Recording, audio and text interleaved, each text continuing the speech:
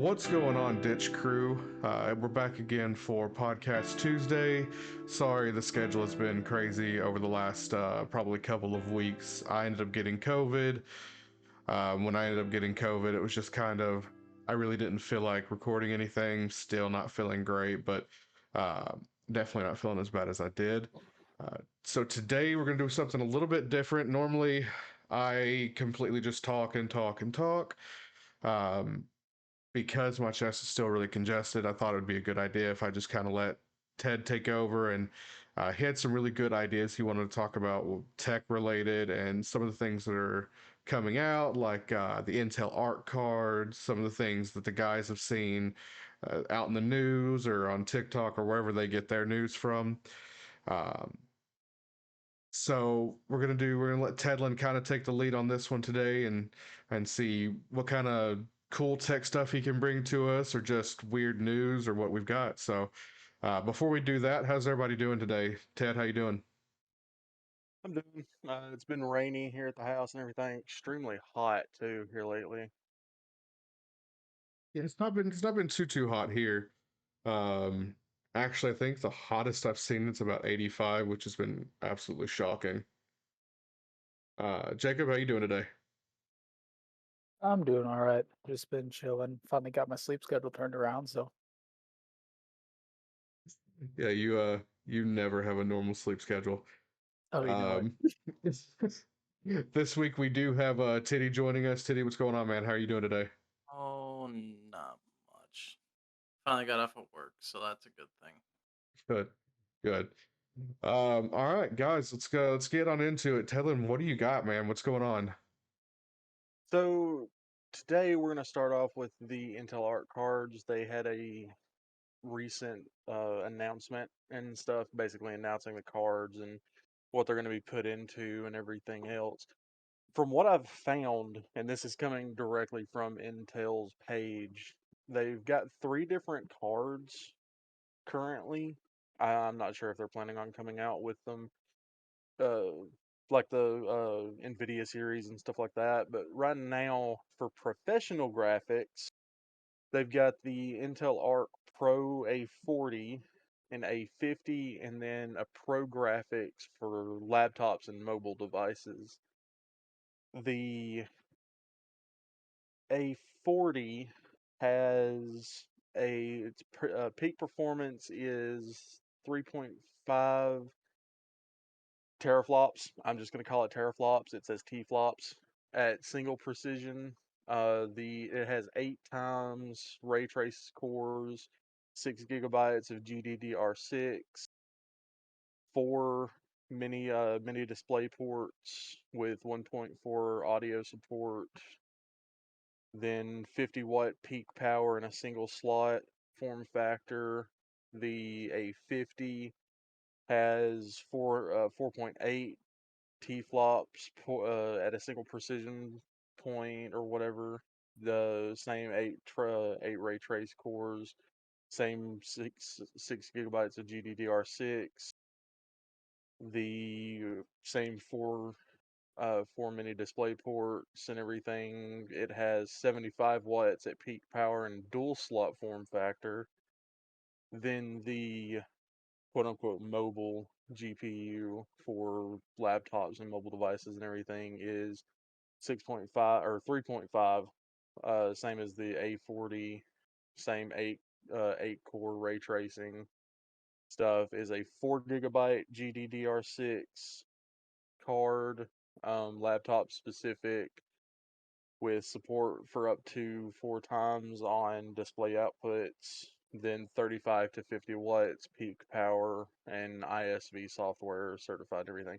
So, I mean, these cards seem to be on the same level, if not a tad bit more powerful than the NVIDIA GeForce 30 series and everything, along with the new Ryzen series. I can't remember what they are. The resolution's really awesome too. Do y'all have any questions about them? Anything that I can answer? I was gonna ask you, I was gonna see if you do you know anything, any specs up against the 30 series cards? Do we have any comparisons yet, or is it still too early?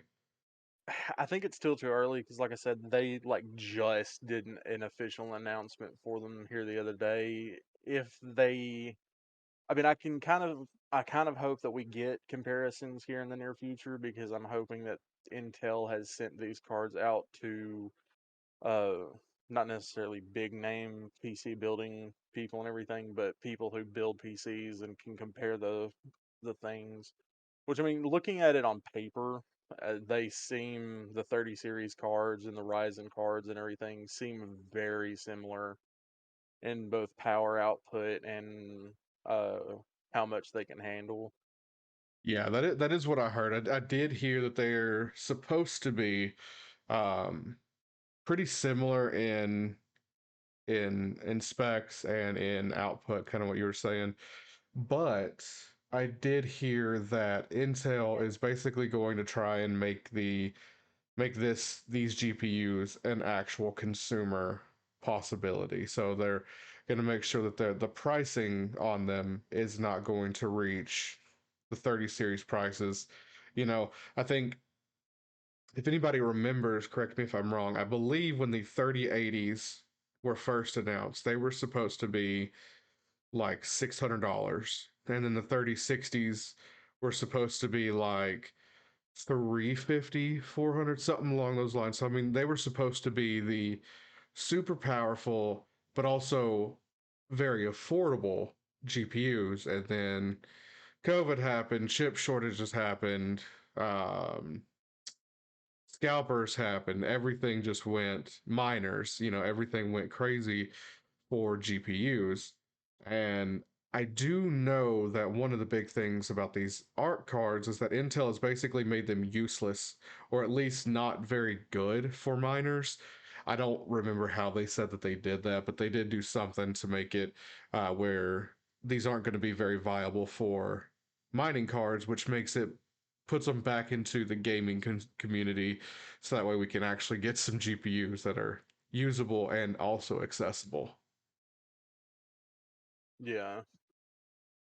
And I mean, these definitely that is one thing that I am hoping for is I'm hoping that these are more consumer friendly products and everything where they're not getting as scalped as the 30 series like you said and everything. And I mean, they seem to be, like I said, on paper and everything, they seem to be as powerful, if not more so, than the 30 series cards.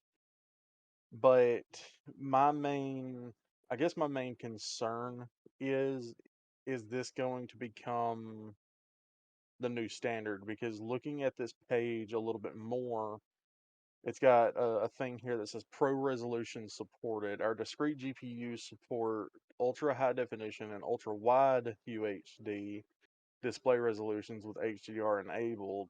I don't think the 30 series cards do that because it's got a ultra high definition 60 hertz with a 7680 by 4320 display, ultra wide high definition at 240 hertz with 5120 by 1440, then an ultra wide or ultra high definition at 120 hertz at 5120 2880, then ultra high definition at 60 hertz for 3820 by 2160. And I don't think the 30 series cards, even the 3090s, I don't think support that. Honestly, I'm not sure. When it comes to the resolutions, will be the first to admit it. I never pay attention to the resolution, and that's probably so stupid on my part. When I'm looking at like GPUs and monitors and everything, I really don't look for that. Um, I know when we were actually looking for your new laptop, which by the way, guys, Tedlin got a new laptop. So he's actually joined the world of PC gaming fully. Specs are good. Specs basically match my laptop. Right? I think, yeah, they do, right, Hmm. Tedlin? Except for Yeah, the only thing, resolution. yeah, I think your resolution and your refresh um, rate's higher.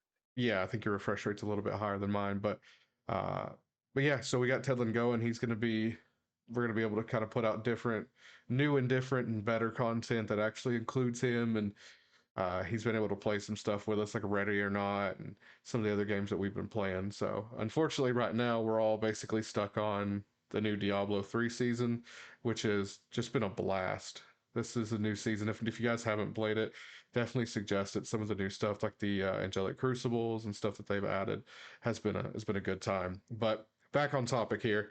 I don't know much about the 30 series resolution in comparison. Like I said, I really don't ever pay enough attention to that.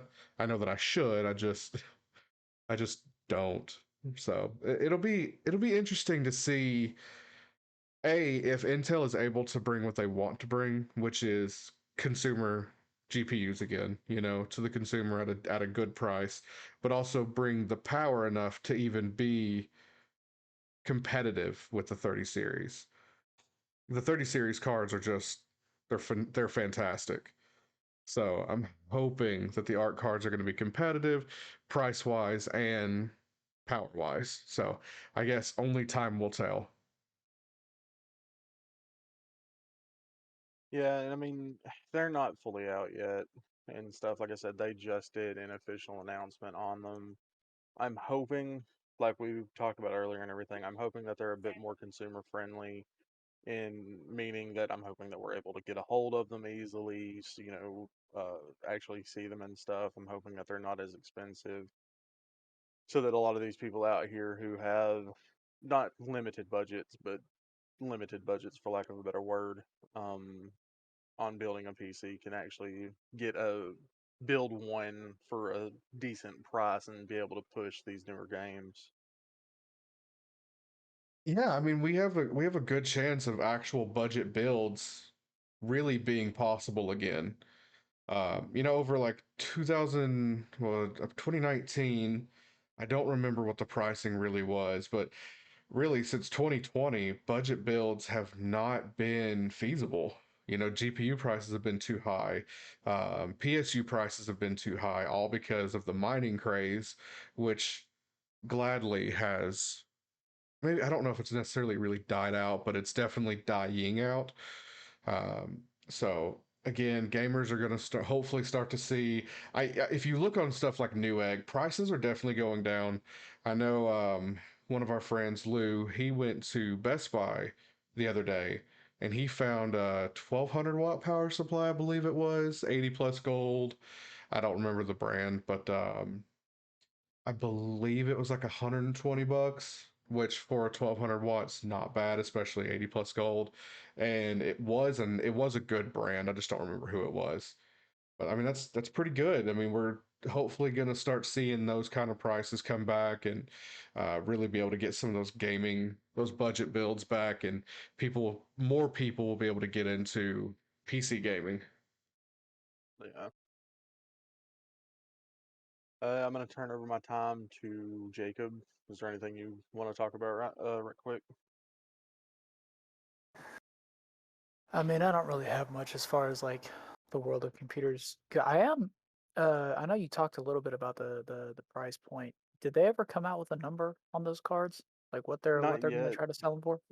Not yet. I didn't actually watch the reveal, so they may have. There's nothing on their website about it and everything, but I have a feeling they're going to be not half the cost of the Nvidia series and everything, but I have a feeling they're going to be a little bit less than that. So my So thing is, oh, go ahead, Jordan. yeah, I was gonna kind of piggyback on that. So, Intel actually sent people to. Well, you guys know I watch LTT, but they actually sent people over to Linus's group and um, to kind of try out the art cards. And Intel specifically said they want to make them much more affordable. Price per power, they want to be much more affordable than the 30 series. Now, again, that's not a number, but that sounds a lot better. So my issue is that and I mean every time new tech comes out, they always say that, and it never is true. Especially here recently. That's very Like, true, actually.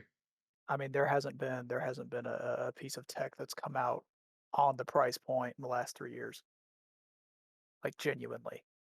No, yeah, and I agree So, with that. I agree with that. so I mean, as much as they want to say, oh, it's going to be half the price of a 39, what's likely going to happen is it's going to come out when it hits the market. It's probably either going to be as expensive or more expensive than the 30 series because it's new. And 30 series is dropping down now to the point where they're almost at MSRP, especially over at Micro Center where I shop. I was over there the other week, and them cards are about down to MSRP price now. So you can get a 3070 Ti for like $600 now. 3080s and 3090s are like 800, 900, something like that. They're not crazy anymore. Yeah, Um, and I'm hoping the prices are going to be better than that. Again, one of the big things about these cards is they're supposed to be like, what's the word I'm looking for? Not appealing to miners, which was what happened to the 30 series as they got mined out. The miners wanted to use them to make money, and so I think these are supposed to not be appealing or not supposed to be good for mining, which I'm hoping is going to be where we see those better pricing on these. yeah, and I mean I agree with that, but you can't stop the scalpers, and they have been crazy here as of late. Yeah, I agree with that. I wasn't even thinking about scalpers when I was talking about that. That is true. People are going I to try mean, and buy them up and put them out yep, for more. with the PlayStations and just I mean everything they have been crazy with new tech recently. I don't know. I don't even know what happened. Like, am I wrong for thinking that it has stepped up dramatically here recently with these scalpers just going crazy over new tech? They didn't used to do it like this, did they? Not that I No. remember. No, I mean obviously scalpers have always been an issue, but I don't know what happened during the chip shortages. You're right. It does seem like they just went much crazier than ever before. Yeah. Maybe it was a way that they were trying to recoup budget from COVID. I don't know what it was, but yeah, it has been bad over the last few years. No, and I've got to think COVID has something to do with it because I mean it really didn't start until COVID, right? Like, well, Yeah, no, I mean I guess it kind of started a little bit before that with the PlayStation 5s, but then COVID hit and it just went out the well, window. but Like, see, if you think about it though, the PlayStation 5s really released during that time period. I'm yeah. 92% sure. I mean, didn't they release like just before COVID though? Or am I mistaken? Um, let me look it up. Give me 2 seconds. Yeah. Yeah, because I don't know, like it felt like, and I could be remembering it wrong, but it felt to me like the PlayStation's released, scalpers hit them, COVID flared up, and then the scalpers went crazy and hit them even harder. Yeah. So, PlayStation 5 released November of 2020. Okay, so COVID would have hit first then. Yeah, yeah. Man, yeah, I don't know if it's COVID or what, but they've gotten absolutely insane. Yeah, it's definitely crazy right now. And then going back to just generalized tech and everything, Corsair has announced a new monitor. Uh, Really? Rather interesting. Yeah, it's a rather interesting one. It's called the Xeneon Flex. It's a 45-inch wide QHD 240 hertz monitor that bends. It can go from completely flat to a curved monitor and everything. Didn't It Yeah. somebody runs. didn't somebody try this with a phone at one point? Well, Well, I mean, yes. they still are. Yeah. This is different though. This is actually using the the tech what everybody was actually excited about when it came to liquid OL or liquid LEDs, Hmm. because Yeah. this is possible. It's absolutely possible to have these monitors. And I actually saw a video on it last week, I think it was, on this monitor, Ted. I'm glad you brought that up. It's actually pretty cool. It flexes decently smooth. I believe it can kind of go anywhere between its flat to its that's full on curved.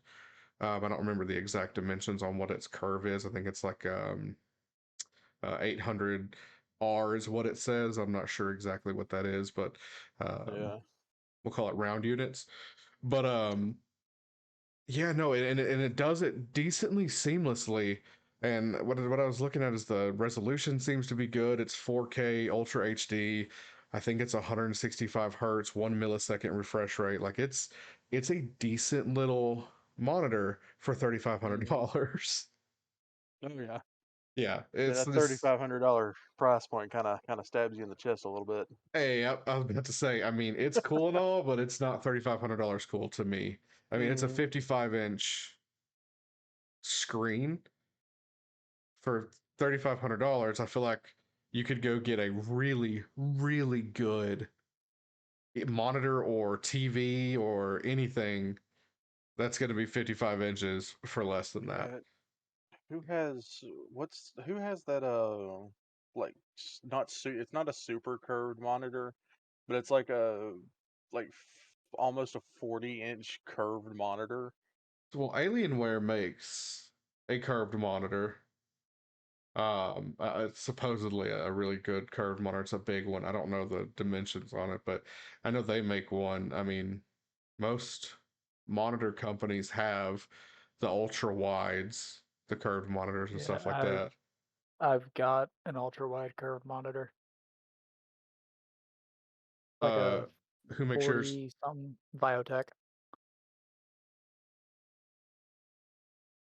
It's actually a pretty Who's good little monitor, to be honest.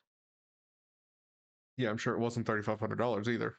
No, not at all. Right. I mean, yeah, I mean it's cool that you can change it, and it's cool that somebody's finally really putting the OLEDs to work to what Mm, they should be used for. You know, being able to make more moving and not static screens and stuff like that. But I don't know. I mean, we're still working out the kinks on the Z flips and the folds, so I'm excited to see where stuff like this is going to go. Um, I feel like one day we're going to get into that space age stuff where our phones are going to be almost as thin as a piece of paper and they can just kind of fold up. I mean, that's going to be. I'm excited to see where it goes. That's all I know. Yeah. I'm waiting for the day that phones become holographic. Yes. Yes.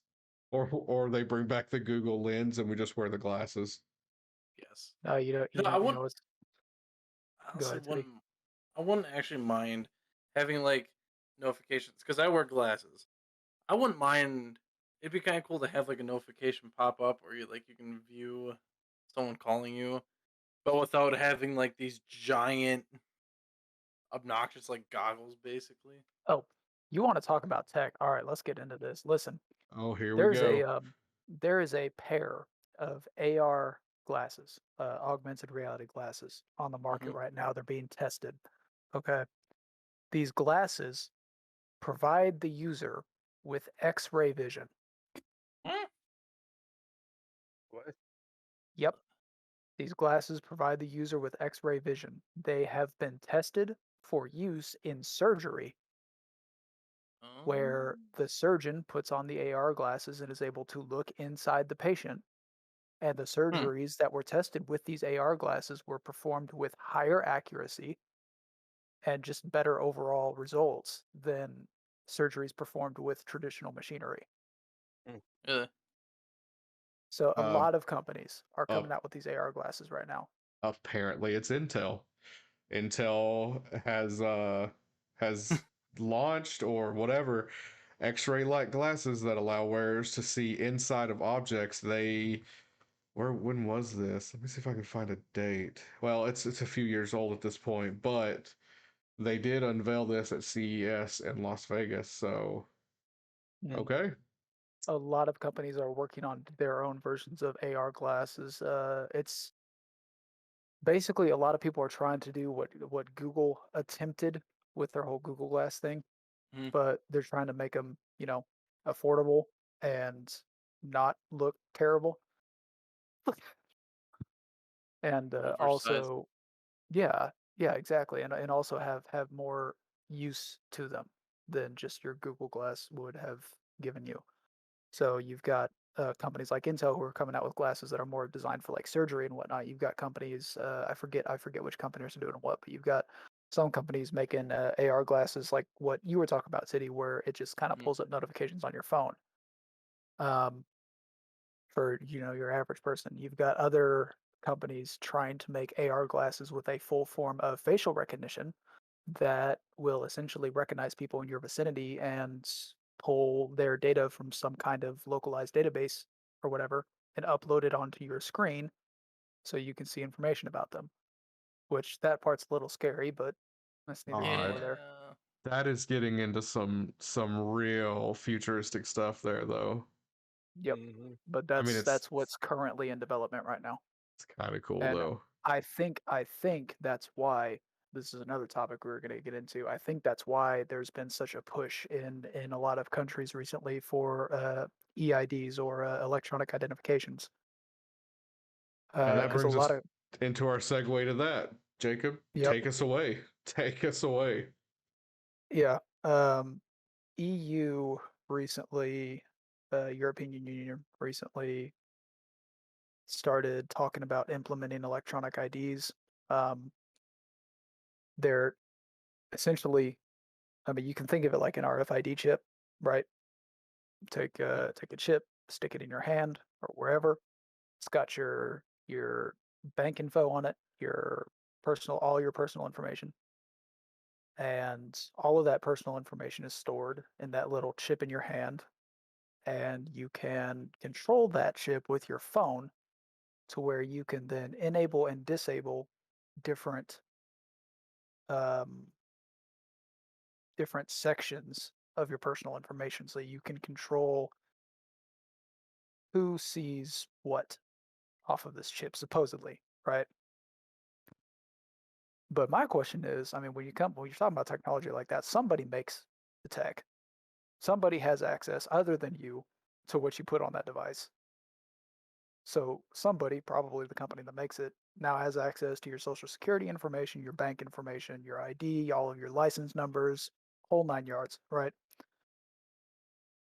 Then you get into the question of these governments out here talking about like, oh, this is not a mandatory thing, this is voluntary, right? How long is this going to be voluntary? You know, because the easiest example you can look at is COVID, right? I mean, a lot of countries out there were talking about the restrictions were meant to be temporary. The restrictions were only meant to last a year. A lot of those countries still got restrictions going on, and their case numbers are through the floor. Like the amount of, I guess, lack of trust there is in governments right now due to situations like that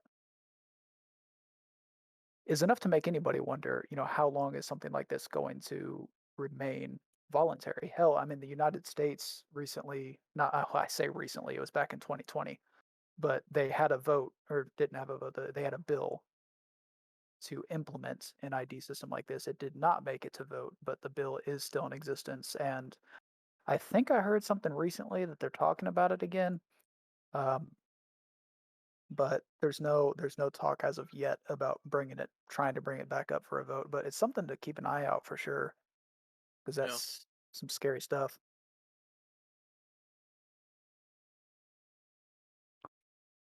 Yeah, it's definitely interesting, especially whenever we see a lot of countries using this and stuff. And I mean, it's not just Europe that's using this and everything. I've seen stuff about uh, China, Japan, Korea, stuff like that, and everything trying to implement this stuff. Just, I mean, I would assume just to keep track of the populace, just because of the way that those countries are. Yep. But there's, of course, like with everything, there's pros and cons.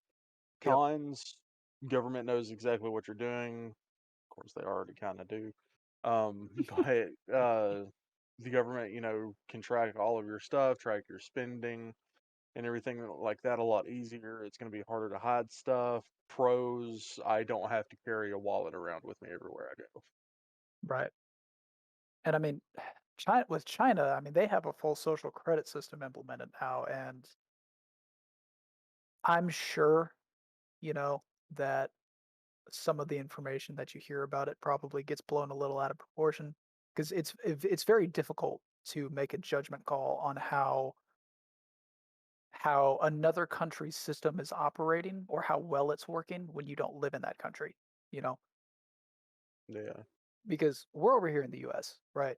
We can say, "Oh, China's social credit system is terrible" because we hear all this stuff on the news about it, blah blah blah. That's American news, you Hmm. know? And it also varies depending on what American news source you listen to, but we don't need to go into that. It's I'm sure that there's people in China who probably don't mind the social credit system just as much as there's people in China who probably hate it. I can Yeah. imagine it's had quite a few negative repercussions. I can imagine it's probably had a few positive ones as well. Like I'm sure your average citizen, at least the ones who are taking part in the program, I'm not sure if it's mandatory or not at this point, but I'm sure the ones who are taking part in the program are just being better citizens overall, because what choice do you have at that point? Hmm. But again, that brings up the morality question of if there's no choice, then is that even worth it at that point? You know? Yeah. I'm So trying I to. don't know. Yeah, I'm trying to pull up this stuff here, and this is coming from uh Europa.eu, which is, I guess, like the website that they use for this stuff, Yeah. to see if I can find any other information on it. Yeah.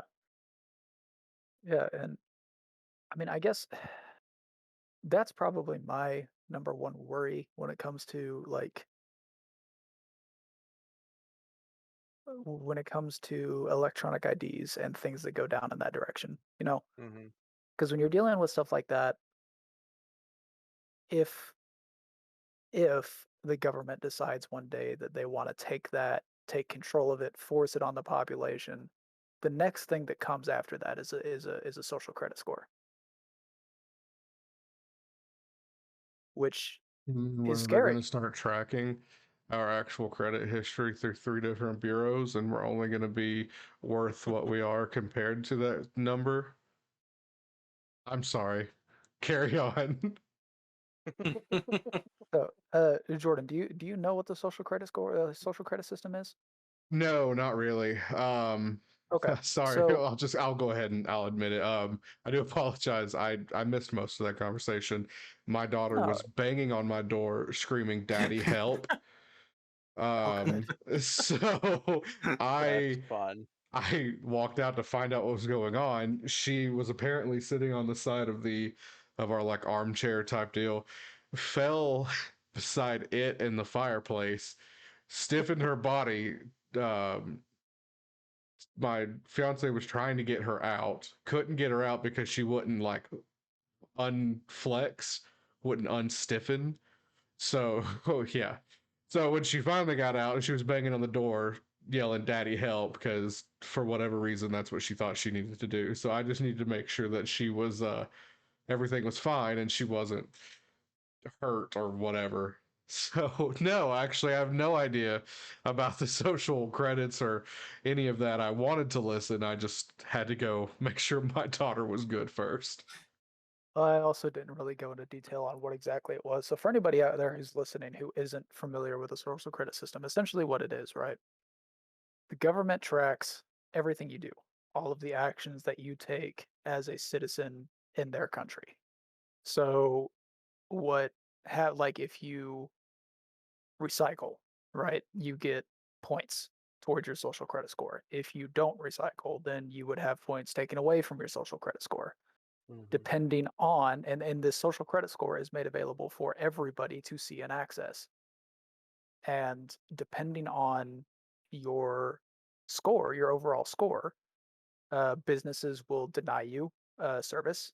Um, you'll be barred access to various public places or even potential legal resources. Like you may be barred access to government buildings like a courthouse. Um, and the people who control, what is good and bad on the social credit score is obviously the government. So if you do things that they like, then you get access to your daily needs. And if you don't, then maybe you're denied business at the grocery store. Can't get your groceries. So there's and it goes even further than that because the route this ends up going is, at first you've got people who are running their own businesses, small business grocery stores or whatever. Like, yeah, we'll take everybody. We don't care. We'll ignore the social credit score. Government finds out, goes, we don't like that. Now they're docking points off the owner of that store's social credit score until they decide that they're no longer going to serve the people with the lower credit scores. So, It's a very slippery slope. so there, God, this is bringing me into a whole new world. Um, so has anybody ever watched the show Black Mirror? It's No. No. Netflix. It's on No. all kinds of things. It's kind of like Nope. Twilight Zone, but a newer Twilight Zone. It's got stuff on there similar to that, but the most recent thing that I've watched that is almost identical to what you're talking about is freaking Seth MacFarlane's show on Hulu, The Orville. No, yeah, okay, yeah, I know exactly what episode you're talking Which, about, and that is exactly what a social credit score is. It yeah, is and exactly what that is. it's a great show for one, but also it's uncanny listening to you describe this, and it was literally like watching that episode of The Orville. Yeah, and this system is fully implemented in China. See, that's ridiculous. Oh my God. Yeah, we are heading down this dystopian path. Now, I say we, but I mean China is a communist country, so realistically, the things that they do are different than the things that most people are going to do right now. Yeah, I But mean, you either say way, that, but I mean, look, like you were gone dealing with Aspen when I said this, but like look at what happened with COVID, right? A lot of countries, yeah, especially the ones trying to implement this and saying, "Oh, it's voluntary," like the EU, are the same countries who, during the beginning of COVID, were like, "Oh, all these restrictions are going to be temporary," and they're still going on. right, right. No, and I agree with that. That comes down, I think, less to dystopian and more to really with COVID what they did very well with. And I'm not going to get into, how bad I think COVID was or wasn't, or if No, I no, any that's of that. No, what I'm saying was what they did do, and they did very well, was fear. That is what they yep, did Mm. very well. And that is how all of these countries got people to basically hide in their houses for over a year. And I mean, they feared them into it. Now, do I think that this social credit score is going to be, if hypothetically, if it was ever tried to be implemented into America, I don't think that I say it wouldn't work. However, we live in a society that's so based on social media and people with how many likes you can get or how many yep. follows or no, and you know what? Realistically speaking, I cannot sit here and say that it would not work or that they would not be able to get something like that passed. Here's what I will say, and this is as far into politics as I will ever take this podcast, because I think everybody can agree with this statement. The government, the people should not have the ability to point the government gun at somebody else ever. Absolutely not. No, you are absolutely correct. And I don't think that's necessarily going down a political rabbit hole. I think that's just going down a don't be a piece of shit rabbit hole. Sorry, not sorry for my language. We are now moving so far into people quote unquote canceling each other over stupid crap. It's ridiculous. And you're right. They're Right, pointing the government gun at each other, saying, "Oh, Big Daddy government, look what he did." right, And yeah, right, no, I'm not down for any of that. Not at right. all. Like if you own a shop and you don't want to serve a specific group of people, that group of people should not be able to then sue you and take your business away from with the government's permission. What should be able to happen is that group of people who you don't want to serve can then boycott you. That is Absolutely. absolutely fine. That's Oh, within everybody's rights. Oh, yes, I 100% agree. I don't, it's to me, if you own a business, you really do, or it used to be this way, you had the right to refuse service for Yeah. whatever reason, whether it was a good reason or not, whether I agree with that reason or not. And Yep. this goes to everything. I will always stand by somebody's right to choose Hmm. whatever they want to choose. I will always fight for somebody's at least right to choose. Whether I agree with your reasons, whether I agree with your thought process or not, you have the right to do it if that's what you want to do. And it's one of those things where it's like right now, for a lot of people, it may seem like a good thing. Oh, this person doesn't want to serve me because this, that, or the other reason. Well, we can, cancel them, make them. What happens if one day the government decides that you are the group of people they don't like anymore? You're the one that can get your business shut down. If you can point the government gun at somebody, then there's nothing stopping them from pointing a government gun at you. That's the problem. Oh yeah, no, I absolutely agree. We've been given way too much of our free will over to people who really don't care anything about us. All they Yep. care about is the paycheck that they're going to get for the rest of their life, for the name that they're going to have, the badge that they get to wear, president, secretary, whatever it is, congressman. They don't care about us, and it shows so much during like this last presidential race. And again, I'm not going to get political, but there were so many promises made on so many sides that, and none of them were filled. Period. Nope. We get told all of this crap's going to happen and all this stuff, and everything's going to be so great if I'm president, but they really don't care. They're not going to do anything. We're just little peons running around that pay them. That's it. Yep. Now again, we should not be getting any political, but you know, No, and it doesn't matter because it really doesn't matter. It doesn't matter what side of the aisle you're on. I mean, anybody with half a brain looking at the last 10 years can see that whether the person you elect is on the right or the left side of the spectrum, nothing gets done. Nothing gets fixed. They don't care, you yeah, know? It's it's not about Republican or Democrat. It's about the people who are running are in it for the money. They're not in it to Yep. to be in any way, shape, or form helpful. But that's getting off topic. Anyway, Ted, you said you were looking up info on the social credit system. Did you find anything? Not really, not anything other than what you spoke about. Yeah, yeah. I think a lot of it is kept not necessarily hush hush, but China doesn't really openly talk about it too much, other than like what the news sources will tell you. Hmm. Just because they already are aware that they're under a lot of scrutiny for it, and they don't want to get themselves into any kind of a deeper hole, I'd imagine. But yeah, that's my 2 cents on the electronic identification crap, because I think it very easily leads down that road towards social credit, and that's a scary thought for me. But yeah, no, I'm with you there. You know what we could do? Some things that I'm kind of curious about. So, Titty, for those who don't know yet, Titty works in a prison. Mm-hmm. And we're not going to, obviously, we're not going to say what prison, we're not going to say where, any of that. But what kind of technology, Titty, is in the prisons, period? I mean, do you guys have like automatic locking doors? Like, Yep. what kind of technologies do you guys have? So I'm just gonna go with the basic. I can't talk too much about it, but basically, if I go to like any of the units, we have a panel where uh we have access to the front doors. Okay, I'll just go. Sorry, let me restart. On the units, there's a lot going on. On right, the units, because every unit's different.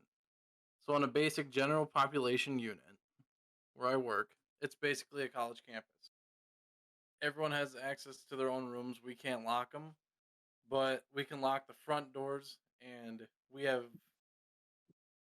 we know if any door opens up that's not supposed to be opened up unless if it's by us. We have sensors on everything. Um, the more tech unit, I would say, would be the restrictive housing unit because we can open and close any door from the station, officer bubble. So we got like this big panel with like switches and whatnot, and all you do is just click a button, it'll open up and close doors. So Gen Pop, they're not in like actual cells. General population, no. It's more Wow. like a college dorm. You get 2 inmates in each room. Okay.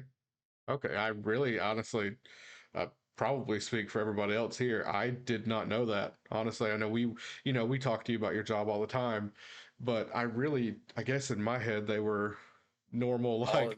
the clink clink closing Mm-mm. big metal doors, that once No. it's night time they close and lock down, or the Nope. quintessential prison movie type stuff. No, so on normal unit, um it's they don't have bathrooms in their cell on most of the units. They actually have to go down to like the bathrooms. Like there's a main bathroom that they all have to go to, Yeah. showers and all that, Got it. So you're a glorified school teacher. basically. You're just you're a resident advisor at a campus. Uh-huh. So, No, but I guess most of us know. I used to work in mental health for adolescents and teens, and it was kind of the mhm. same way. So their rooms, they couldn't close the actual doors for obvious reasons. There were two people to each room, but the actual doors that left the unit, those were the ones that locked. So I guess that was mental health. So I was assuming, it would be more. I didn't know it was actually going to be Yeah. closer to that. That's kind of interesting. So I mean, yeah, we have our restrictive housing unit where they can get locked up and they can't go anywhere. They're stuck in there. So we do have we call them observation cells where it's like uh, where it's basically a regular cell, but it has like a big glass window where we can look in and see what they're doing. You know, Yeah, I whether got you. it's them trying to self harm or whatever the case may be, whether they Okay, get I sick got or you. whatever. It All makes right. sense. So I'm gonna break in here. Um, Get it. I swear to God, I'm not gonna go on a 20-minute rant. Oh, Oh, Okay. here But we go. the new Pokemon game that's Oh coming no. out. Go for it. Let's Actually, hear this it. segues into what I wanted to talk about, so send it. Let's go. So yeah, the new Pokemon game that's coming out and everything. New leaks keep coming out about it, and it keeps getting me super hyped for it. They've released one of the recent leaks that I saw was of the legendary Pokemon. The you get a quote unquote baby version is what the theory is. And then as you progress through the game, you level it up and it evolves into whatever legendary Pokemon your game has and stuff. So that's definitely an interesting feature. They implemented that with I think it was Sword and Shield with the Isle of Armor DLC because there was a legendary in that you got as a baby and then had to level it up and evolve it and everything. So that's definitely interesting. I'm glad to see that come back. And then I mean just other general stuff has come out about it and everything, basically stating new forms, new Pokemon, and all that kind of stuff and everything. It just keeps getting me hyped and more hyped for the game. Comes out in November, and I can't wait. Let me I'm gonna go ahead and slide in here for just a quick second before Jacob, you take your little rant here. Guys, I want to point out one of the reasons why things got a little hyped up when Ted started talking about Pokemon and talking about a 20-minute rant. We have recorded two podcasts about gaming in general. Unfortunately, I was having some computer issues both times, so we have recorded two full, probably hour and something odd minute podcasts that you will never hear. It'll never see the light of day because for whatever reason the recording messed up or audio got messed up on the first one, however it was. So I know it was a little weird when Tedlin came on, he was talking about not going on a 20-minute rant about Pokemon. That's because the first one he went on about a 22 minute just full on, he went for it. He told us absolutely everything we could ever want to know about the new Pokemon games, which was great. It just went on for a little while. So, It was a um, 20-minute info dump. yeah, it's exactly what it was. But with that being said, Jacob, go ahead. What you got? So I'm actually going to give a little like open-ended question for the group here. Anybody can answer it, but everybody here, you guys remember Game Boys. We're Mhm. old enough to remember Game Boys. You guys remember the DS. You guys remember the Mhm. PSP. And the micro. Mhm. What do you think is the next handheld gaming device? Because I mean, I know we've got the Steam Deck, and that's basically a computer. Let's be honest. Um, Yeah. like, what do you think is the next? 'Cause I know Nintendo recently came out with the Switch, and that was lackluster. Sorry, not Mhm. sorry. Yeah. But like, we've been missing a good handheld for quite some time now.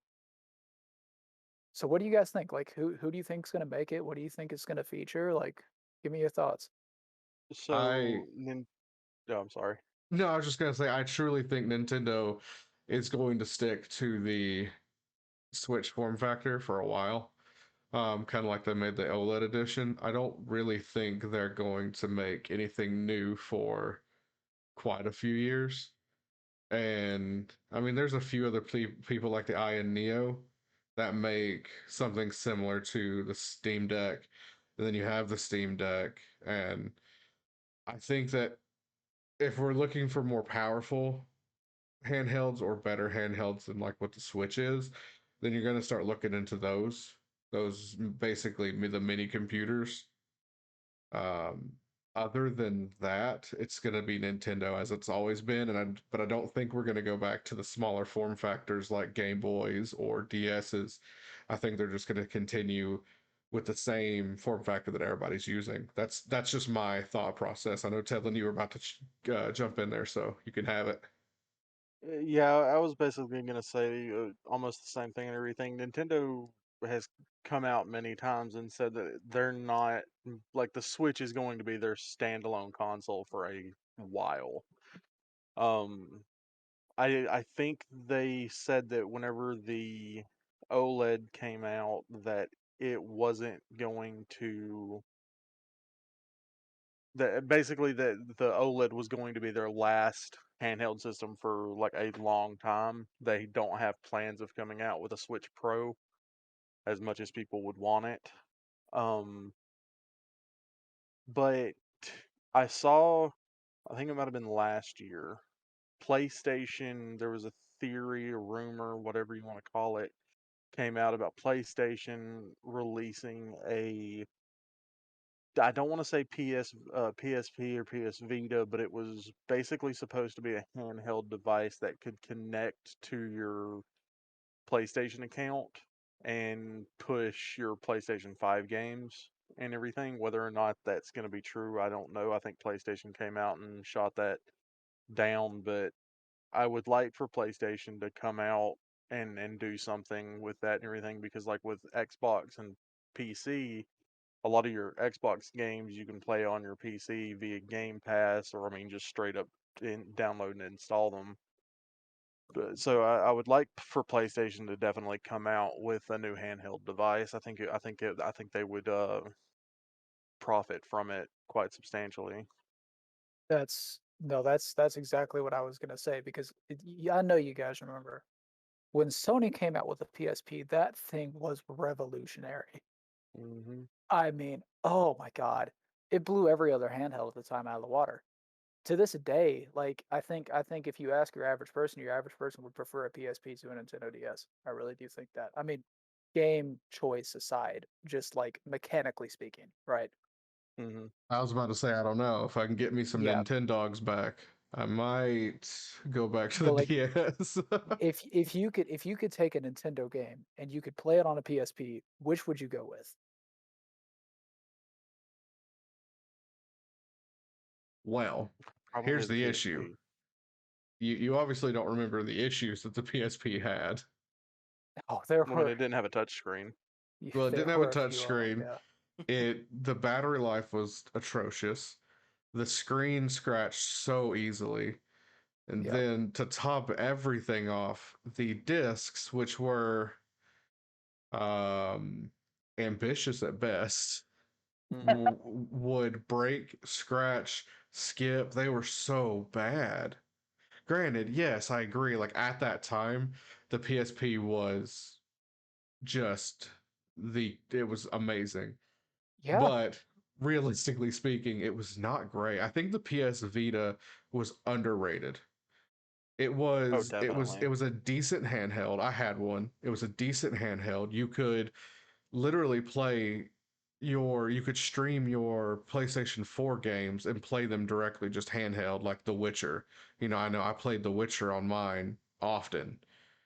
Um I think the PS Vita was better and underrated. But if we're talking about just that time period when the PSP came out, no, you're absolutely right. It really was revolutionary at that period.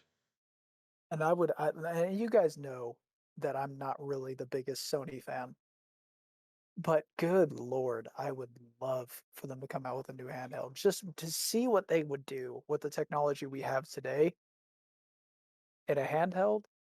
Mm-hmm. Like, man, I'm not saying it would necessarily rival the Steam Deck, but I also would not be surprised in the Yeah. slightest. I would not be shocked in the slightest if that thing rivaled the Steam Deck. Yeah, especially if they're able to put like a art card, like the mobile art card in it and everything. That would be interesting to see.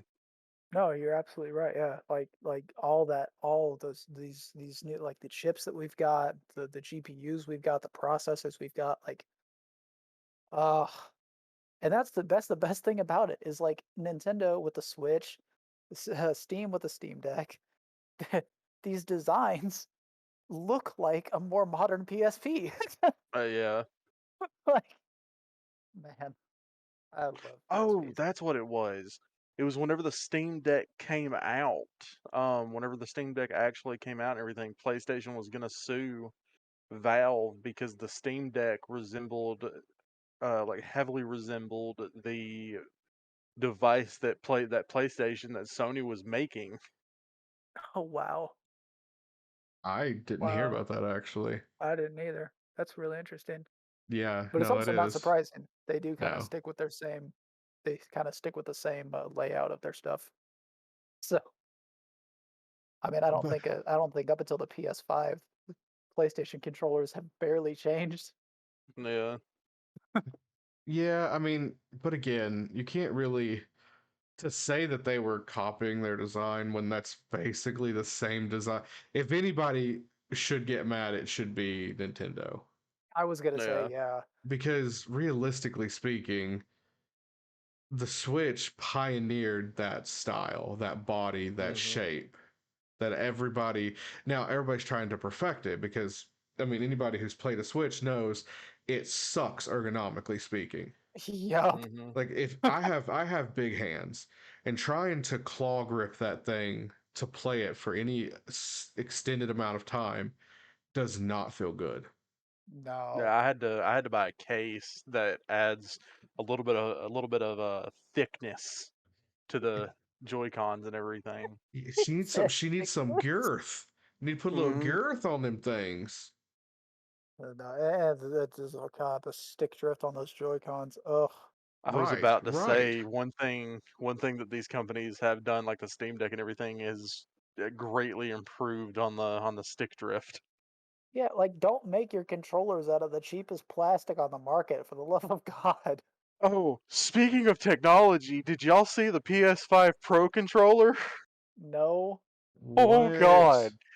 Oh, Uh, so it's basically the Xbox Elite controller, but for PlayStation.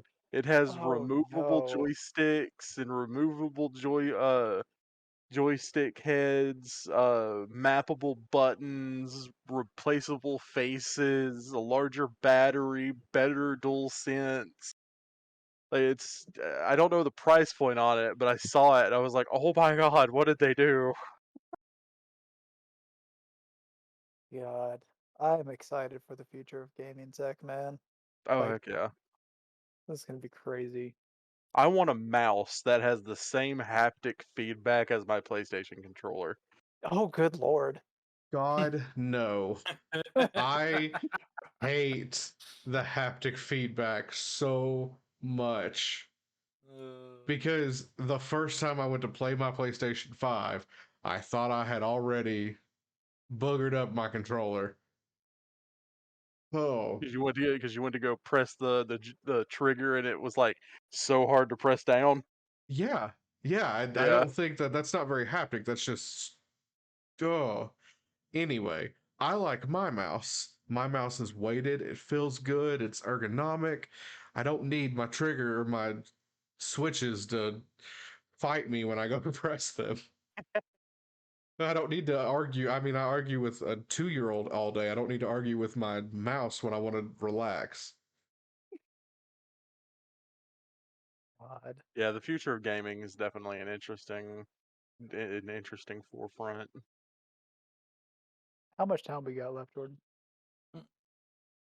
Well, we are at about an hour now. I mean, realistically, if you guys have anything else you want to talk about, we can go a little bit longer. If not, we can go ahead and go call it here. It's up to you guys. I don't really have anything else to add. Yeah, I'm be good. honest. I think we can say goodbye to our viewers and talk to them next week. That'll work. With that being said, um, as I stated in the beginning of the podcast, I am feeling better now. So, video should start going out. I did put out the Wizard 101 video, which was, I mean, it was really a silly video, but it was a blast playing. If you haven't checked out that God video, awful. please go check out No. that video. It was fun to play that game here in 2022. Being, I'm 30. Everybody else is in their mid 20s. So, I mean, either speaking, we're all very much adults playing Wizard 101. It was a good time. Um, Everybody on Wizard 101 is an adult playing Wizard 101. There are no children on there. they're That's they're fair. they're literally, I would almost bet money there can't, I mean, there's probably like one child on there, but yeah, everybody else has got to be adults.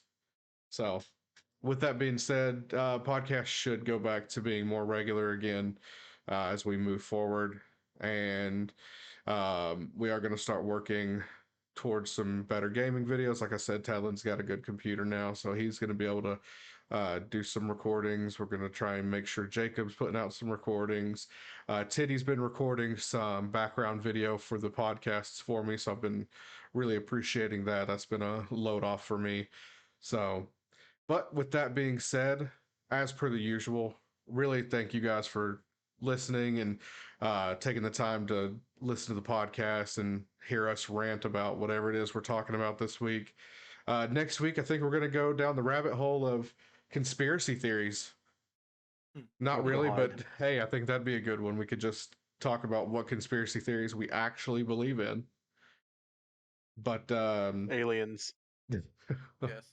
you- God, Yes. all I could picture is the ancient alien guy when you said that. Yeah. All right. There's no such thing as birds. They're all robots. Okay. Oh. Yep. We might do it. We're doing this next week. From the green, I'm here. With that being said, thank you guys for joining us, and we will see you next week, Ditch Crew. Bye. See ya.